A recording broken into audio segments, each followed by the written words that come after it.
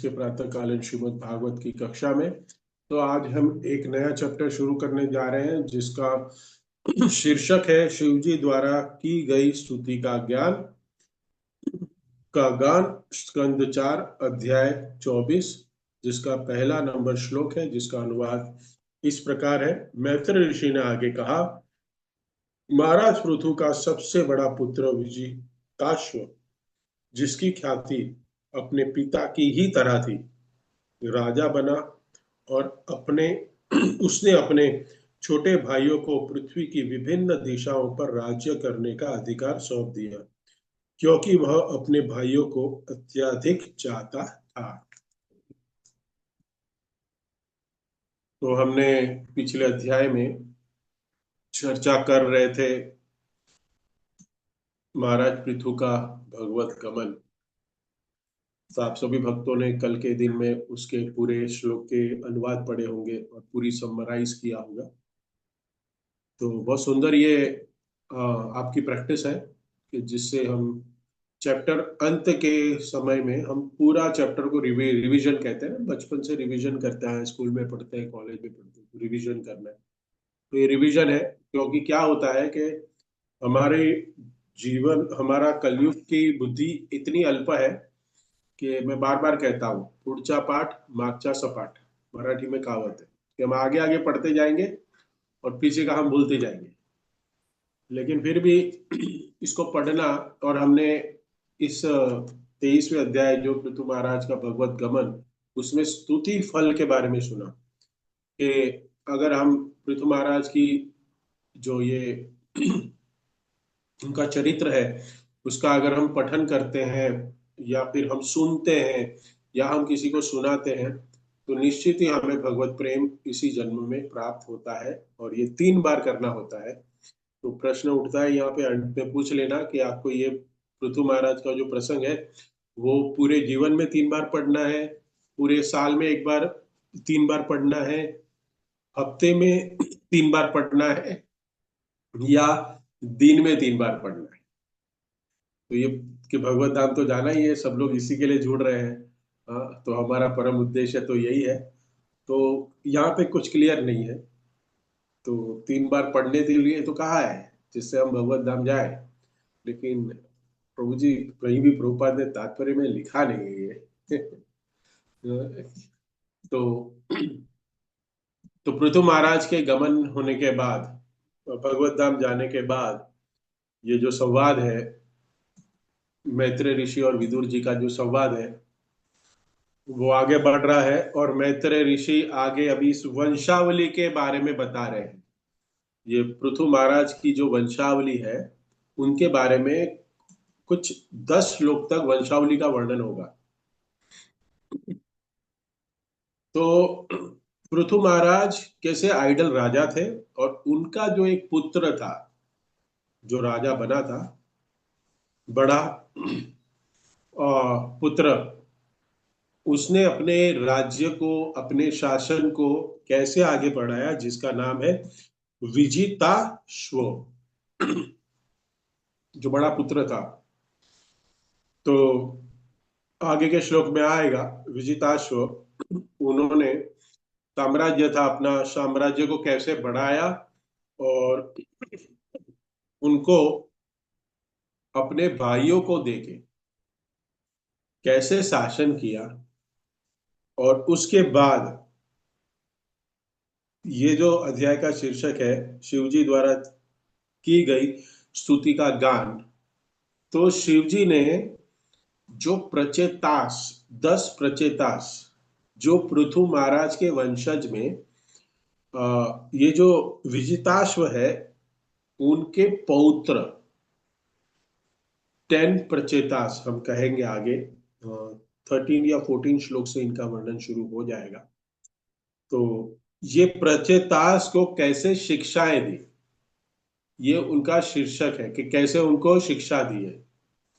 सो तात्पर्य में प्रभुपाद जी इस तात्पर्य में हमें 2 चीजों पे, बहुत सारी चीज है लेकिन जो आज हम सीखेंगे कि जो जोर दे रहे हैं, एक तो है वंशावली, और ये वंशावली दो प्रकार की होती है, उसको आज हम समझेंगे। और एक जो राजा है, वो राजा, उसको शासन के लिए वैदिक लीडरशिप कहते हैं। वैदिक लीडरशिप, लीडरशिप तो कोई भी कर सकता है, लेकिन वैदिक, वेदों के अनुसार, शास्त्रों के अनुसार लीडरशिप जो है वो कैसे करता है, और शासन के लिए जो जिम्मेदार व्यक्ति है उनका कैसे उसको सेवाएं असाइन करता है, उसको पोस्ट असाइन करता है, कैसे डिपार्टमेंट, अलग अलग विभाग होते हैं उसको कैसे वो बांटता है, कि जिसकी वजह से जो शासन है जो सरलता से चल सके। और उसका जो उद्देश्य है, ये जो सोसाइटी का, एक समाज का एक उद्देश्य है, वो गोल है, क्या गोल है, वो गोल, उद्देश्य संपन्न हो सके। ये सबसे इंपॉर्टेंट है कि लीडरशिप करना। जैसे लीडरशिप में हम सब भक्ति कर रहे हैं, लेकिन हम भक्ति कर रहे हैं, लेकिन हम में से कोई भक्ति की पराकाष्ठा को समझ रहा है, लीडरशिप को एक्सेप्ट, मतलब लीडरशिप में लीडर्स को एक्सेप्ट कर रहा है, और उस सेवा को प्रायोरिटी देके भक्ति में उच्चतर पद को प्राप्त कर रहा है, तो उस लीडरशिप का योग्य है, या शिष्यत्व का योग्यता कही जाएगी। तो सामान्य तरह दो प्रकार की वंशावली का यहां वर्णन हो रहा है। एक तो है हमारा शरीर की वंशावली,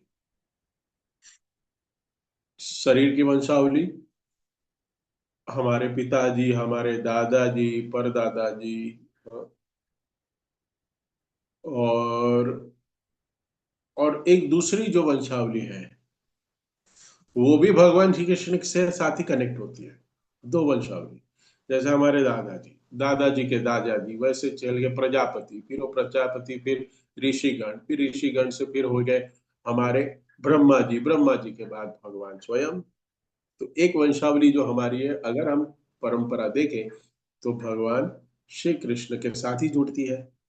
और दूसरी वंशावली, जो आध्यात्मिक वंशावली है हमारी, जो हमको दूसरा जीवन प्रदान करते हैं दीक्षा लेने के बाद, वो वंशावली जो है, वो वंशावली भी हम कहें कि वो भी भगवान श्री कृष्ण से ही शुरू होती है। जैसे हम अभी अ, हमारे गुरु महाराज से हमने दीक्षा ग्रहण की है, उनके गुरु है, फिर उनके गुरु है एसी भक्ति वेदांत स्वामी शिल प्रभुपाद, फिर उनके गुरु भक्ति सिद्धांत सरस्वती ठाकुर, फिर गौर किशोर दास बाबा जी महाराज, उसके बाद जगन्नाथ दास बाबा जी महाराज, फिर भक्ति विनोद ठाकुर। तो ये जो ऐसी वंशावली चलती है, वो कहाँ तक जाती है, फिर नारद जी, ब्रह्मा जी, और फिर भगवान श्री कृष्ण। ऐसी दो वंशावली है। तो हमारे हर एक जीव के अंदर दो वंशावली होना बहुत जरूरी है। हम सामान्यतर देखते हैं कि एक वंशावली को तो बहुत अच्छे से पालन करते हैं, अच्छे से भी पता नहीं मुझे पालन करना, लेकिन एक वंशावली को तो जानते हैं।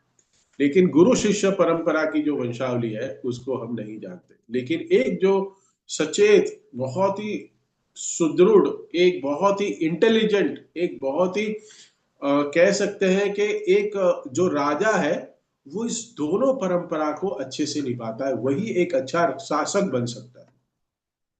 एक अच्छा व्यक्ति, एक अच्छा मनुष्य भी वो तभी बन सकता है जो ये दोनों वंशावली को वो अच्छी तरह से निभाए। हम कभी कभी देखते हैं यहाँ पे और एक हिडन जो जो गुण आ रहा है एक दर्शाने के लिए, the love between the siblings, जो हमारे भाइयों के प्रति हमारा,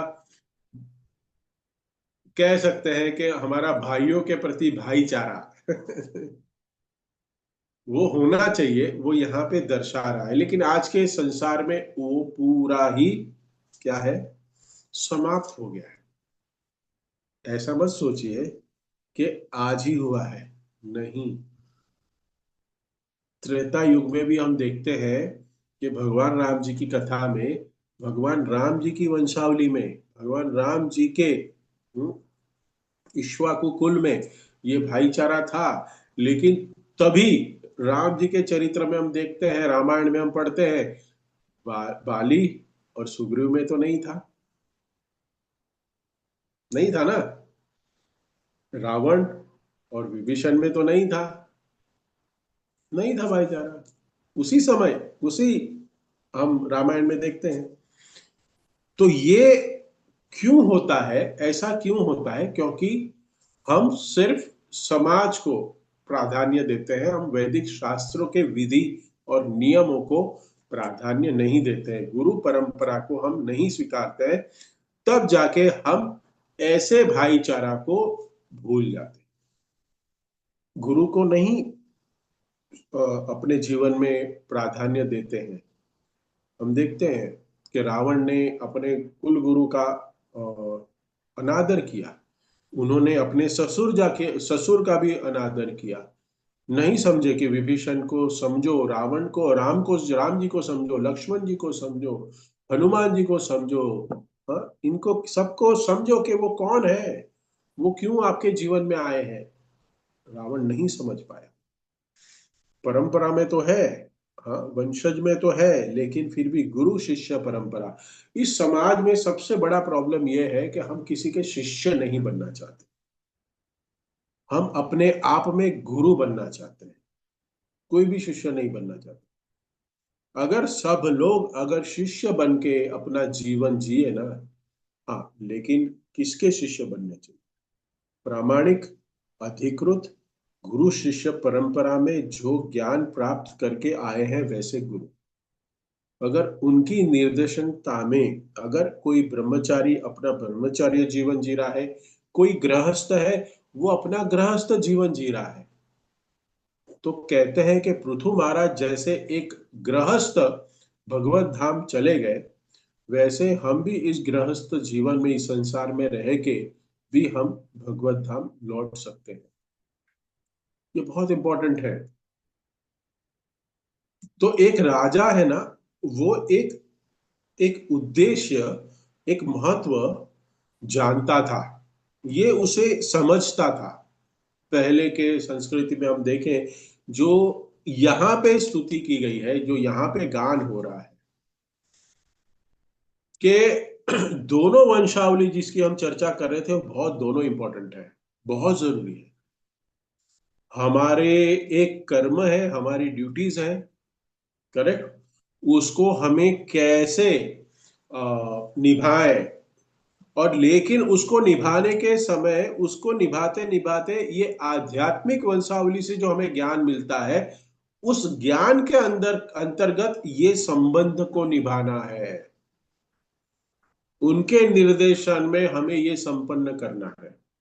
जैसे कल हम कृष्णा बुक पढ़ रहे थे हमारे ग्रुप में, तब मुचुकुंद की प्रार्थना, भगवान श्री कृष्ण कहते हैं मुचुकुंद की प्रार्थना, उसमें मुचुकुंद भगवान से प्रार्थना कर रहा है और कह रहा है कि मैं इतने वर्षों तक अपने परिवार, अपने स्वजन, अपनी धन संपत्ति और अपना ये जो शारीरिक शरीर, ये जो शरीर है, उसको भरण पोषण करने में अपना जीवन व्यर्थ कर रहा था।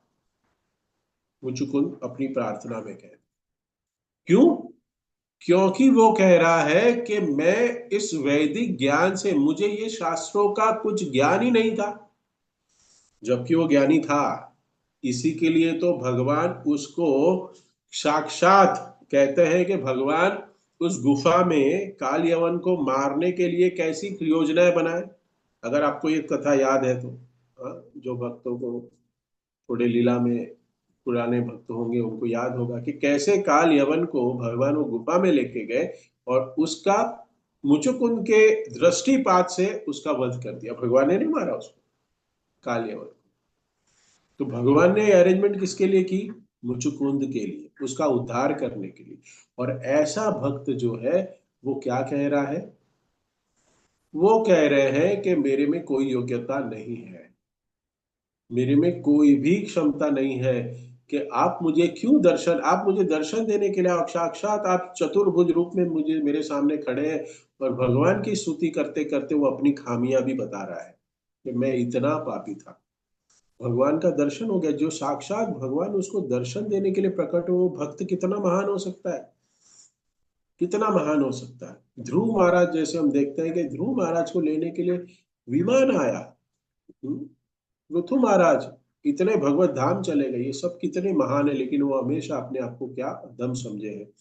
तो आगे के श्लोक में यहाँ पे भी हम समझेंगे आगे कि ये जो विजिताश्व है उसका एक नाम भी है अंतर्धान।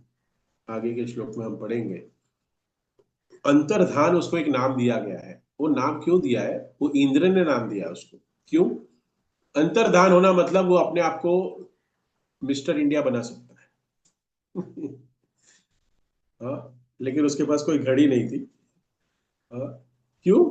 क्योंकि जो हम देखते हैं पृथु महाराज जब 99वां यज्ञ संपन्न होने के बाद 100वां यज्ञ कर रहे थे, तब इंद्र जी आए थे। और इंद्र जी आने के बाद वो घोड़ा चुरा रहे थे। तो वो घोड़ा घोड़ा चुरा रहे थे, तो पता था ये विजिताश्व तभी खड़ा था। तभी वहां पे मैं पढ़ रहा था कि ये नाम वहां है क्या, नहीं ये नाम वहां नहीं था। वहां पे पुत्र का नाम था सिर्फ। वहां सिर्फ लिखा गया था कि उनका पुत्र, पृथु महाराज के पुत्र, उनको आदेश दिया और वो घोड़े को लेके आ रहे थे।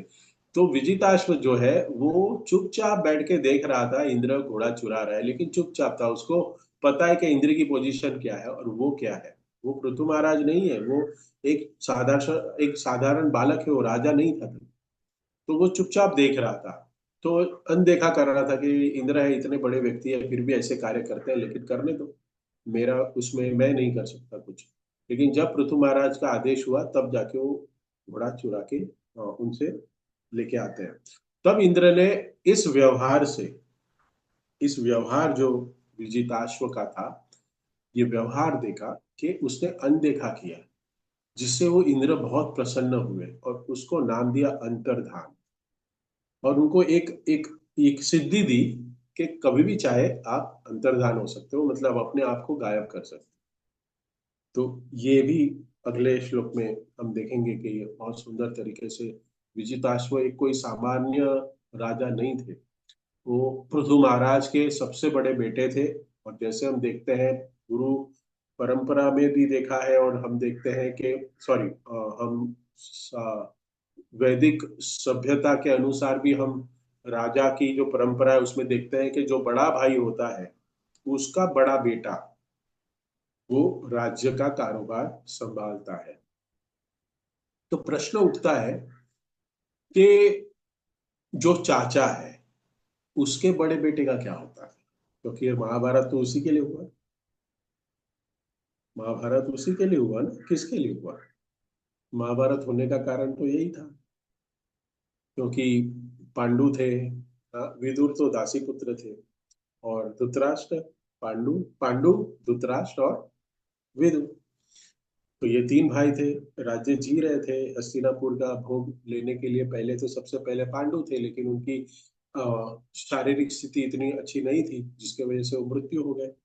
वो कथा है, श्राप के कारण। तो उनका बेटा ही जो युधिष्ठिर है वो राजा बन सकता था, बनना चाहिए था। लेकिन फिर भी क्या हुआ, धृतराष्ट्र साथ साथ में वैदिक ज्ञान के अनुसार भी अंधा था और शारीरिक दृष्टि से भी अंधे थे, तो वो नहीं बैठ सकते थे, लेकिन फिर भी बैठे। तो लेकिन प्रश्न उठता है कि ये युद्ध युद्ध हुआ क्यों? उसका आंसर इस श्लोक में मिल रहा है। इस श्लोक में उसका आंसर है भात्र प्रेम। प्रेम दे के, प्रेम से क्या किया विजिताश्व ने? उनको चारों दिशाओं में, पूर्व पश्चिम उत्तर दक्षिण का जो राज्य था, वो चारों दिशाओं में उन्होंने अपने भाइयों को शासन करने के लिए भेज दिया। सब कुछ अपने पास नहीं रखा। This is what the leadership called, to empower. दूसरों को एम्पावर करना, दूसरों को हमें कहते हैं कि दूसरों को हमें सेवा में संलग्न करके क्वालिफाइड वस्तु, जो जो जिसमें क्वालिफाइड है उसको वो सेवा प्रदान करके उसका उसको लीडरशिप करने देना, ये एक सबसे बड़ा गुण है। लेकिन यहाँ पे हम महाभारत में देखते हैं कि ऐसा नहीं था। धृतराष्ट्र सब कुछ अपने पास रखना चाहता था। जब पांडवों ने से 5 गांव मांगे थे भगवान श्री कृष्ण ने, तो भी नहीं देना चाहा। और ये विजिताश्व क्या कर रहा है, अपने 5 भाइयों को भातृ प्रेम के कारण सब कुछ उन्होंने दे दिया। और आगे के श्लोक में हम देखेंगे कि वो यज्ञ करने बैठ गए, वो वानप्रस्थ में आ गए विजिताश्व, और सब कुछ अपने भाइयों को प्रदान कर दिया। और फिर वो क्या करने लगे, भगवान की भक्ति में संलग्न हो गए। ये बहुत इंपॉर्टेंट है हमें जानना, और ये तभी हम जान सकते हैं, ये हम तभी ही समझ सकते हैं इस वैदिक ज्ञान को, जब हम श्रीमद् भागवतम के शास्त्रों को, इस अमल पुराण को अपने जीवन में पूर्ण तरह अलंकृत करें। ये 40-45 मिनट से किसी का कुछ नहीं होने वाला। सॉरी टू से दिस, नहीं होने वाला है। इसको आत्मसात करना पड़ेगा हमें, तब जाके हम समझ सकते हैं कि ये जो भातृ प्रेम क्या है। हाँ, ये प्रेम क्या है, वैदिक लीडरशिप क्या है। क्योंकि जब प्रेम आता है ना, जब किसी के प्रति प्रेम आता है, तो सबसे बड़ा जो हमारे इस संसार में गुण बताया गया, जिसको हम अवगुण कह सकते हैं, कहते हैं अवगुण, लेकिन आजकल वो गुण है इस कलयुग में, द एनवी। सबसे बड़ा प्रॉब्लम है हमारा एनवी। हम जेलस, हम किसी से द्वेष करते हैं। और भक्ति मार्ग में इस द्वेष का रंच मात्र भी उपयोग नहीं होना चाहिए। उसका कोई उपयोग ही नहीं है। This quality doesn't want envy. क्यों? जब द्वेष ही नहीं होगा, तो हम कह सकते हैं कि क्या मेरा और क्या तुम्हारा। हम अपने आप को शरीर मान बैठे हैं, और ये जो सारी वस्तु है वो हमारी मान बैठे हैं। इसके वजह से हमारे हृदय में द्वेष उत्पन्न होता है, एनवी उत्पन्न होती है, जो यहाँ पे विजिताश्व में नहीं था। तो सब कुछ दे रहा था, और यही गुण उनकी पत्नी में भी थे। ये गुण उनकी पत्नी में भी तो होने चाहिए, नहीं तो कहा गया है कि चलो भाई में तो होता है कभी कभी, चलो सिबलिंग का प्रेम, लेकिन शायद कोई पत्नी ऐसी आ जाए जो जो कुछ कह दे, और फिर वो ना। उसके उदाहरण है शास्त्रों में, बताइए। हाँ? है कोई उदाहरण ऐसे शास्त्रों में जिसके वजह से अ, घर में क्लेश हो गया और 2 भाइयों के बीच में प्रेम टूट गया? ऐसा कोई उदाहरण आपको याद है? कोई बताना चाहेगा अगर है, पत्नी के वजह से? याद नहीं है, लेकिन ऐसे बहुत उदाहरण है। हाँ? प्रभु जी, द्रौपदी ने दुर्योधन को अंधा कहा था ना, जब वो करेक्ट, कहा था। लेकिन हाँ, इस कंटेक्स्ट में हम देख सकते हैं कि भगवान चाहते थे, भगवान कोई कारण चाहते थे कि अ, ये जो कौरव है उनका नाश हो, विनाश हो। तो ये जो सेंटेंस है ना द्रौपदी का, ये एक भगवान के प्रति द्रौपदी की सेवा थी। ओ, We have to चलो। understand like this. This is a service Draupadi did. You know, in a Treta Yuga also, ये जो रामचंद्र जी अपने वनवास में गए थे, करेक्ट? रामचंद्र जी अपने वनवास में गए थे, वहां पे भी मैं अपनी पत्नी का ही है, जो कैकई। लेकिन कैकई ने भी रामचंद्र जी की सेवा की थी, ये वर मांग के। I hope you new the hidden story of that. Kaikeyi ऐसे नहीं थी। कैकई ने, ये कैकई बहुत बड़ी भगवान की भक्त थी, जो अपना अमानी न मान देना, जो है ना, वो सबसे बड़ी कैकई है उसका उदाहरण। कि अपना, देखो आज भी कोई भी सीता माता का नाम रखता है, उर्मिला का नाम रखता है अपनी बेटियों का, कोई कैकई का नाम रखता है? कोई भी बाप, माता पिता कोई भी नहीं रखते। लेकिन सबसे बड़ी सेविका कैकई थी। नहीं तो अगर ये नहीं मांगती वो वर, तो भगवान परित्राणाय साधूनां विनाशाय च दुष्कृताम, कैसे करते? वही अच्छे अच्छे से अयोध्या में ही बैठे रहते और अपना शासन करते और वहीं रह जाते, लेकिन भगवान चाहते थे कि मैं जो कार्य करने के लिए, मेरा जो उद्देश्य है, रामचंद्र बन के मैं जो आया हूं, मेरा जो कार्य करने का उद्देश्य है वो अयोध्या में बैठ के नहीं होगा। उसके लिए तो मुझे बाहर घूमने जाना पड़ेगा, जंगल जाना पड़ेगा, ट्रैवल करना पड़ेगा, वर्ल्ड टूर करनी पड़ेगी। और ऐसे तो भगवान कहते हैं कि दशरथ महाराज मुझे ऐसे ही तो वीजा देंगे नहीं, ऐसे ही तो मुझे वीजा देंगे नहीं वर्ल्ड टूर का, ऐसे भेजेंगे नहीं मेरे को। तो आप मेरे लिए एक सेवा करो, आप ये वो 2 वर मांगो। कई कई कहते हैं कि क्या कह रहे हो रामचंद्र जी, हाँ मैं नहीं कर सकती, लेकिन भगवान ने कहा नहीं तुम्हें करना पड़ेगा, तो सेवा कर दी। तो ये सबसे बड़ी सेविकाएं है, ये लीलाओं में हम इसको ऐसे समझ सकते हैं। द्रौपदी भी, हाँ अंधे का बेटा अंधा, करेक्ट। हाँ, लेकिन भगवान उसके हृदय में परमात्मा बैठ के उससे ये बुलवाया, लेकिन जबकि द्रौपदी इतनी चरित्रवान थी कि वो ऐसे शब्द नहीं बोल सकती, लेकिन बुलवाया गया क्योंकि भगवान चाहते थे कि घी सीधी उंगली से निकलने वाला नहीं है। तो अभी क्या करो, पूरा जो तपेला है वो गैस पे रख दो। अभी उंगली को टेढ़ा करने का जमाना चला गया, पूरा तपेला है वो गैस पे रख दो, गर्म कर दो पूरा। हाँ, और घी ऑटोमेटिक निकल आएगा। तो ये समझना है हमें इसको। ललिता माता जी कुछ बता रहे थे। Was thinking of Taipei only, okay, by which time you already. Yes yes yes. तो हम देखते हैं कि समाज में रहना, वर्णाश्रम धर्म में रहना, इसका पालन करना हमारे लिए, इसको समझना अ, बहुत कठिन है। लेकिन प्रभुपाद गुरु परंपरा, भक्ति सिद्धांत सरस्वती ठाकुर, उनके गुरु, ऐसे करके जम जाते हैं, तो उन्होंने हमें इस वर्णाश्रम पद्धति में कैसे जीना चाहिए, शास्त्रों के अनुसार ये हमें सिखाया है। तो ये बहुत इंपॉर्टेंट है हमारे लिए ये समझ पाना। तो ये जो राजा है उसका कर्तव्य है कि कैसे समाज को सुचारू रूप से निर्देश दे। ये लीडर का, राजा का कर्तव्य है। और प्रकृति का दोहन ना करके, प्रकृति को एक्सप्लॉइट ना करके, वो कैसे नियमों का पालन करके वो प्रजा को संतुष्ट कर सके, ये बहुत जरूरी है।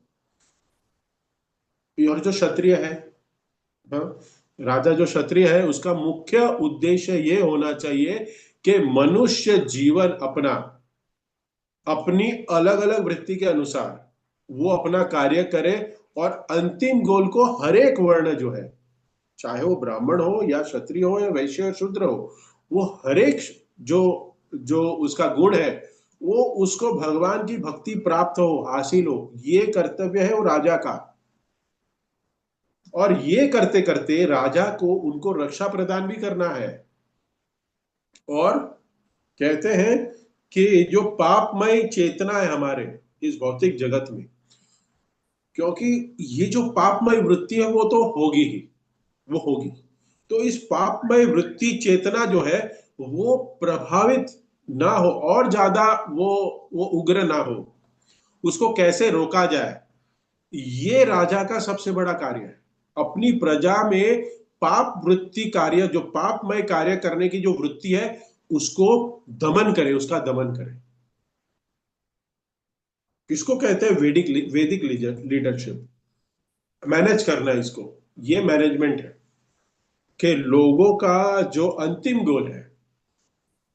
तो अभी अगर मैं पूछूं किसी को आज आज संसार में कि लोगों का अंतिम गोल, आपका गोल क्या है, तो कहेगा कि पूना में अच्छा से 3 BHK घर होना चाहिए, एक अच्छी सी धर्म पत्नी कमाने वाली होनी चाहिए, उसके 2 पुत्र, एक पुत्र एक पुत्री होनी चाहिए, एक बड़ी सी लग्जरी कार होनी चाहिए, और घर में कभी भी खाने पीने की कमी नहीं होनी चाहिए, बस, और सेहत अच्छी होनी चाहिए, और आज नहीं तो कल मैं मर जाऊं, ठीक है चलेगा। यही गोल है, यही गोल होगा सबका। क्योंकि ये जो लीडर है, अभी तो इलेक्शन है, महाराष्ट्र में इलेक्शन है ना हमारा, तो मैं देख रहा हूँ लीडरशिप। हाँ, तो पोस्टर लगे हुए हैं बहुत सारे जगह पे, कैंडिडेट की क्वालिफिकेशन नहीं है कुछ, ना उसके पास आध्यात्मिक ज्ञान है। चलो आध्यात्मिक ज्ञान तो एक्सपेक्ट ही नहीं कर सकते, आध्यात्मिक ज्ञान, लेकिन मटेरियली क्वालिफाइड भी नहीं है, और ऐसे लोग लीडरशिप कर रहे हैं।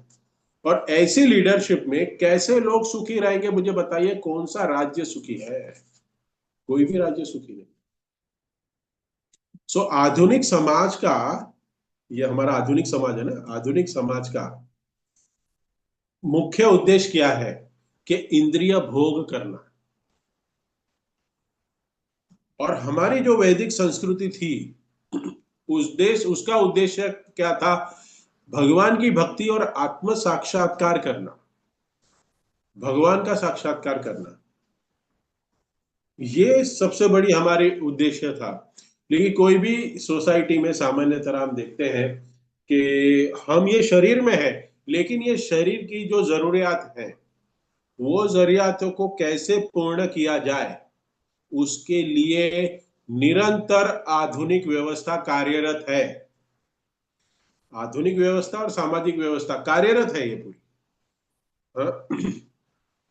लेकिन ये हमारे शरीर को जो जरूरी चीजें वो तो प्रदान करना पड़ेगा ही, वो तो जरूरी है, लेकिन कैसे? आध्यात्मिक शिक्षा के अनुसार, शास्त्रों के अनुसार, ये उसका स्ट्रक्चर होना चाहिए। लेकिन ये अगर नहीं होगा तो समस्याएं बनी रहने वाली। आज संसार में देखो, सभी लोग, सभी जीव, एक जो गरीब है इस संसार में जीने वाला और जो सबसे अमीर है जीने वाला, वो सभी लोग परेशान हैं। क्योंकि उनको पता ही नहीं कि जीवन में करना क्या चाहते हैं, और जो पता है करना चाहते हैं वो करने की आवश्यकता ही नहीं है, क्योंकि वो तो शरीर के साथ संबंधित है। 18 साल तक हमें सोचने का मौका ही नहीं दिया जाता, हमारी एजुकेशन सिस्टम हमें सोचने ही नहीं देती। हमें यही सोचती है कि डॉक्टर, इंजीनियर और गधा बनना है हमें। कुछ सोचिए खुद से, पूरा सिस्टम बना हुआ है, इसके बाहर निकलना बहुत मुश्किल है। अब मुश्किल नहीं है, नामुमकिन है। कोई एक ऐसा पिता होगा, कोई एक ऐसा व्यक्ति होगा, कोई एक ऐसा भक्त होगा जो अपने अपने पुत्र को या अपनी पुत्री को इस सिस्टम से बाहर निकाल के दिखाए। निकालेगा? 10वीं 12वीं कॉलेज, हाँ, ये सब सिस्टम है, 22 साल तक वो जूझते ही रहेगा, कंफ्यूज है करना क्या है। ठीक है, करना पड़ रहा है, बोल रहे हैं करना चाहिए, तो गोल को हासिल करने के लिए जिस पद्धति में हम लगे हुए हैं वो पद्धति ही गलत है, वो पद्धति ही हमें संतुष्ट नहीं करने वाली है। इसके लिए जो अंतिम लक्ष्य जो हमारा है वो तो प्राप्त होगा ही नहीं, हमारा हमें प्राप्त होगा ही नहीं, कभी भी नहीं होगा। ये सामान्य सोचने की वस्तु है कि हम क्या इस बात पे लगे हुए हैं। तो इसमें समस्या है, बहुत बड़ी समस्या है। मेरा समाज में रोल क्या है? क्या रोल है मेरा समाज में? मुझे कैसे बर्ताव करना है? अभी भी कंफ्यूज है लोग। अगर किसी को ये आत्म साक्षात्कार का विज्ञान पता चल गया, तो वो अगर शरीर के स्तर पे नहीं, अगर आत्मा के स्तर पे अगर सोचना शुरू कर दे, तो वो कहेगा ये समाज तो मेरे लिए है ही नहीं, ये समाज जो भी मेरे लिए कर रहा है वो तो मेरा है ही नहीं, ये मैं कहां फंसा हुआ हूं। ये शिल प्रभुपाद की शिक्षा है कि हमें बता रहे हैं कि हम कितनी बद अवस्था में है। और ये जितनी भी चीजें समाज में निर्देश करने के लिए, ये क्षत्रिय वर्ग जो है, ब्राह्मण वर्ग जो है, वही इस नियम को स्थापित कर सकता है। ये जो ब्राह्मण वर्ग है वो क्षत्रिय को कहेगा ऐसे करिए, और वो क्षत्रिय अपनी प्रजा में इंप्लीमेंट करेगा, तब जाके होगा ये। लेकिन ये होने वाला इस संसार में होने वाला ही नहीं है। अगर इंडिया चाहे, अगर हमारे श्री नरेंद्र मोदी जी चाहे, क्योंकि वो सबको भगवत गीता बांट रहे हैं, और भगवत गीता बांटने के बाद वो भी चाहते हैं, वो भी जानते होंगे कि ये शरीर तो क्षणभंगुर है, भगवत गीता में जो कहा है, नैनम चंदंती शस्त्राणि नयनम दहति पावक, वो भी शास्त्र जानते होंगे। लेकिन क्या करें, उनको उस पोजीशन में रहने के लिए उनको बाहर देश में जाके मीटिंग करने की आवश्यकता पड़ती है, क्योंकि अर्थव्यवस्था को संभाले रखने के लिए। मुझे बताइए, कौन सा प्रचार के लिए मोदी जी जाते हैं? रशिया जाते हैं, अमेरिका जाते हैं, क्या प्रचार करने जाते हैं? नहीं। एक ही उद्देश्य होता है। क्या उद्देश्य? कि अपनी जो इंडिया की जनता है उनको सुख शांति प्रदान करे। और वो कैसे प्रदान होगी? अर्थव्यवस्था संभलेगी तो। लेकिन ऐसे तो होने वाला ही नहीं है। अर्थव्यवस्था तो कभी भी नहीं संभलेगी। अगर हम इंडिया अगर अपने आप में अगर आत्मनिर्भर हो जाए तो भी नहीं संभलेगी। आज तो ऐसी कड़ी एक दूसरे देशों के साथ जुड़ी हुई है, सब देश एक दूसरे को ऐसे ब्लैकमेल कर रहे हैं कि सब लोग बचने की कोशिश कर रहे हैं, भाईचारे से रहने की कोई बात ही नहीं कर रहा है। तू मुझे ये प्रदान दे तो मैं ये दूंगा, मैं ये दूंगा, बस ये कॉम्प्रोमाइज ही करके दुनिया चल रही है। लेकिन कोई भी जीवन का उद्देश्य समझ ही नहीं रहा है। भगवत गीता तो दे हमारे हमारे मोदी जी ने पुतिन को दी। और फिर वो जो हमारे कौन है फॉरेन मिनिस्टर, रविशंकर, शंकर ना, शंकर नारायण, जय उन्होंने शंकर, भी दी भगवत गीता जय तो उन्होंने। शंकर, शंकर। जय शंकर। जय शंकर, जय शंकर, जय शंकर जी ने भी दी। लेकिन अगर वो चाहे भी भगवत गीता के अनुसार राज्य स्थापित करना, वो कर नहीं सकते। बीजेपी 2027 में निकल जाएगी अगर वो हिसाब से राज्य का पालन करना चाहे। अपनी पोजीशन बचाने के लिए उनको अर्थव्यवस्था को ही ठीक करना पड़ेगा। लेकिन हमें ये समझना है कि अगर हमारी भी अर्थव्यवस्था, हमारे घर की या पूरी संसार की नहीं, अगर हमारी भी घर की अर्थव्यवस्था ठीक कर दे हम, फिर भी हमारा जीवन का उद्देश्य हम प्राप्त नहीं कर सकते, जो भगवत धाम जाना है, नहीं हो पाएगा। तो ये जो बड़े लीडर्स है उसका काम होता है समाज को दिशा प्राप्त करना, लेकिन आजकल वो समाज को अर्थव्यवस्था प्राप्त करने के पीछे लगे हुए हैं। समाज में दो प्रकार के प्रतिनिधि हैं जो दिशा देते हैं। एक ब्राह्मण जो है, जो मैंने कहा, और एक क्षत्रिय है। दो प्रकार के व्यक्ति हैं जिनके पास विजन है। ब्राह्मण वर्ग जो सोचते हैं दूर की, उसका परिणाम क्या होगा, ये अगर मैं प्लान अप्लाई करूं तो क्या होगा, ये विजन है। और एक जो क्षत्रिय है वो प्लानिंग को एग्जीक्यूट करते हैं, इस प्लानिंग को एग्जीक्यूट करते हैं। लेकिन अभी लोग क्या है, सभी जितने नेता है वो उनके अंदर रोग है एक, उनको सिर्फ आर्थिक विकास करना है, ये रोग है सबसे बड़ा। जैसे मैंने कहा कि विदेश यात्रा में हम जाते हैं तो उनकी जो प्रवचन होता है, उनका जो जो जो मुख्य उद्देश्य क्या रहता है, आपस में भाईचारा बढ़ाए, कैसे मेरे देश का विकास हो, उसके साथ साथ आपके देश का भी विकास हो, उसके ही करार होते हैं ना। तो ये चीज वो बता रहे हैं कि भगवत गीता हमारी हमारी हमारा मेन ग्रंथ है। हमारा भगवत गीता का नाम भी लेते हैं लेकिन उसका अनुसरण नहीं करते। तो ये जो श्रीमद् भागवत की चर्चा है, ये जो शिक्षा है, ये इसका प्रचार कितना कितना महत्वपूर्ण है। जो सुखदेव गोस्वामी परीक्षित महाराज के प्रश्नों का उत्तर दे रहे हैं, जो मैत्रेय ऋषि विदुर जी का प्रश्न का उत्तर दे रहे हैं, ये बहुत इंपॉर्टेंट है। विदुर जी, मैत्रेय ऋषि, और आगे प्रचेतास और शिव जी के बीच में भी प्रश्न उत्तर होंगे, बहुत इंपॉर्टेंट है। इसके सुनने के लिए बहुत सारे विषय हैं। इस ब्रह्मांड में सुनना हो तो आपके पास बहुत कुछ है। सोने चांदी का भाव आसमान पे चढ़ गया है, और चढ़ेगा कि नहीं 2026 में, ब्रेकिंग न्यूज, अरे बोल। हाँ? सब लोग पीछे लगे, इस शेयर मार्केट में इसका पैसा चढ़ेगा कि नहीं, अगले 2 साल में कौन सी महामारी आएगी जिससे हम वैक्सीन बना के और पैसा कमाए। बहुत कुछ है सुनने के लिए इस संसार में। हाँ? हाँ? श्रोत्रव्य आदि राजेंद्र दृणाम संकीर्तनस्य दृणाम संत्रीन शस्त्र, अशस्त्र, सॉरी, सहस्त्र, सहस्त्र, यह है।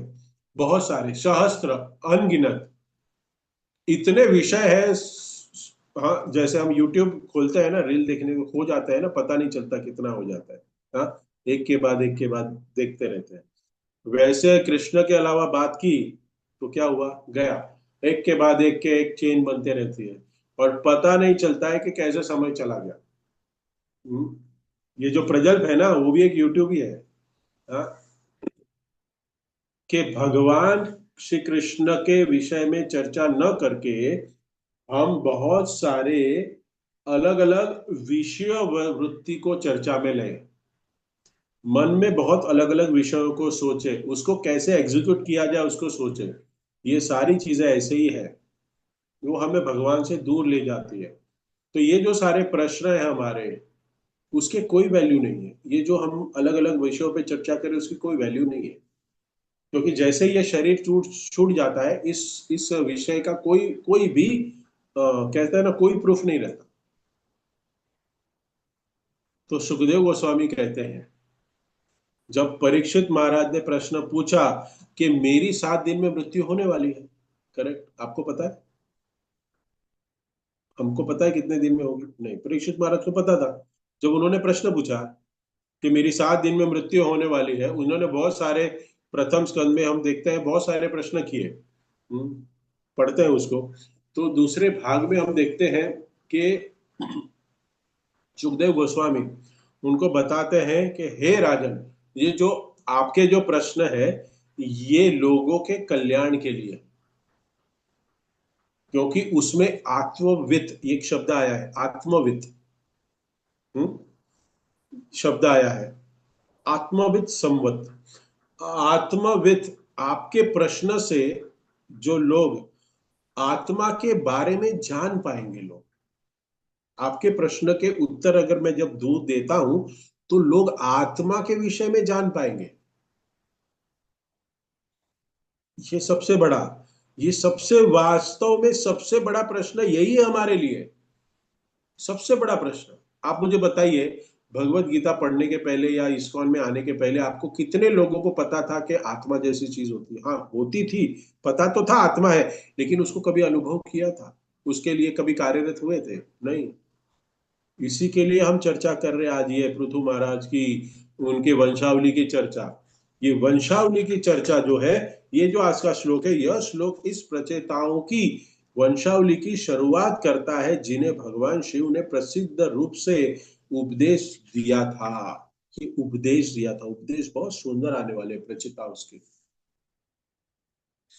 तो शासन कैसे करना चाहिए, किनके निर्देशन में करना चाहिए, और उनका कनेक्शन कैसे भगवान श्री कृष्ण के साथ जो शासन करने वालों का भी होना चाहिए, और जो शासन करने वाले हैं उसके अंतर्गत जितने भी शासक के जो अंतर्गत जो प्रजा है, उसको भी कैसे भगवान श्री कृष्ण की भक्ति में संलग्न करना चाहिए।